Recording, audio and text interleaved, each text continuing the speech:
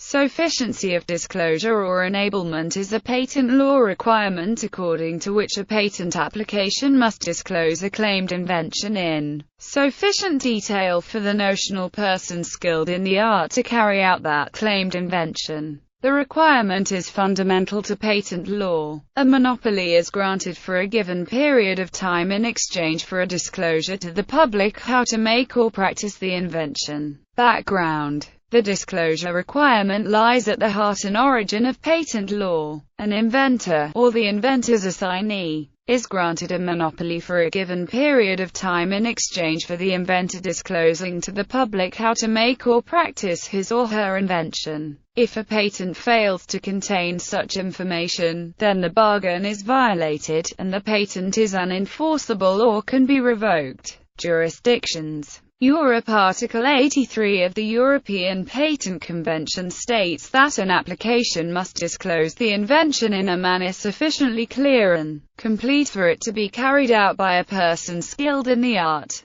Sufficiency is considered by the examiner during examination of a patent application, and the requirement of Article 83 must be complied with in order for a patent to be granted. Insufficient disclosure is also a ground for opposition under Article 100 PC. For instance, an insufficiency of disclosure might arise if references to standardization documents are provided to support essential aspects of the invention, but if these references are not sufficiently precise so that the skilled person would have to make undue efforts to find and get together the information it needs to carry out the invention. Insufficiency is also a ground for revocation under Section 72 of the UK Patents Act. United States undue experimentation. Under the patent law in the United States, the patent specification must be complete enough so that a person of ordinary skill in the art of the invention can make and use the invention without undue experimentation.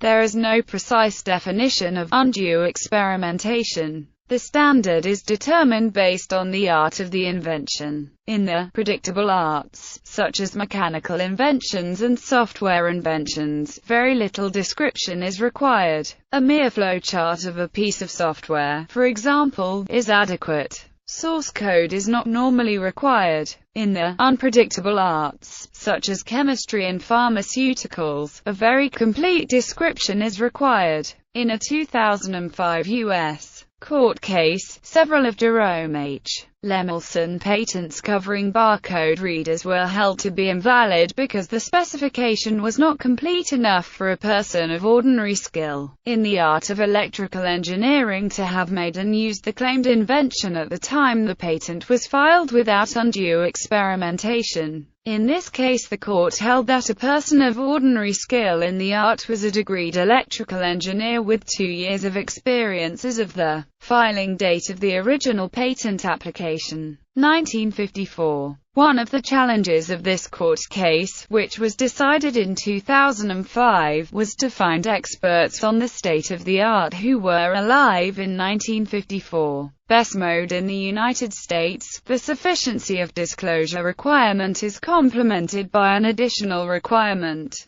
generally not found in other national patent jurisdictions: the best mode requirement. According to the requirement, the disclosure must also contain the inventor's best mode of making or practicing the invention. For example, if an inventor knows that a liquid should be heated to 250 degrees for optimal performance, but discloses in the patent that the liquid should be heated to above 200 degrees, then the inventor has not disclosed his best mode for carrying out the invention. The best mode must be disclosed for the entire invention, and not only its innovative aspects. The purpose of the best mode requirement is to ensure full disclosure, such that the inventor may not disclose only what he knows to be his second best embodiment, retaining the best for himself. The best mode requirement only applies to what the inventor knows or could have known at the time the application was filed, not as to what was subsequently discovered.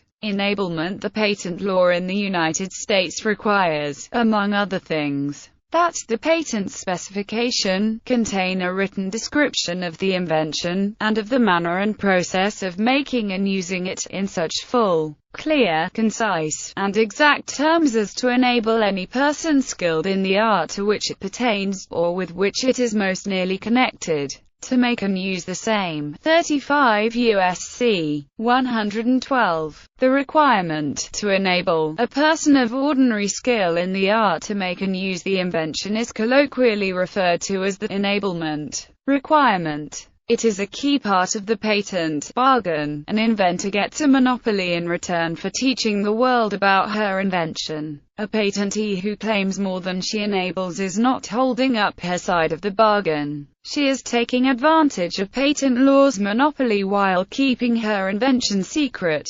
A patent enables the invention if it allows a person of ordinary skill in the art to practice the invention. Patents may fail this test if they claim more than they teach. For example, a patent that claims all light bulbs but that only explains how to make a particular type of light bulb. A patent that does not meet the enablement requirement may be declared invalid in whole or in part by a court or upon re-exam. Enablement is determined as of the filing date of the patent, and patent owners cannot use experiments conducted post-application to establish the validity of their patents. Inventors who do not wish to teach the world about their invention still have some protection under trade secret law, which protects valuable secrets from being misappropriated through unfair means. But unless inventors apply for a valid, enabling patent, they cannot take advantage of patent law's monopoly rights, and thus cannot stop competitors from developing the same product or process through proper means. Enablement is the price an inventor pays for this stronger protection. Written description and possession. In the United States, the would-be patentee must provide a written description of the invention, sufficient to demonstrate that she actually possessed the invention at the time of filing.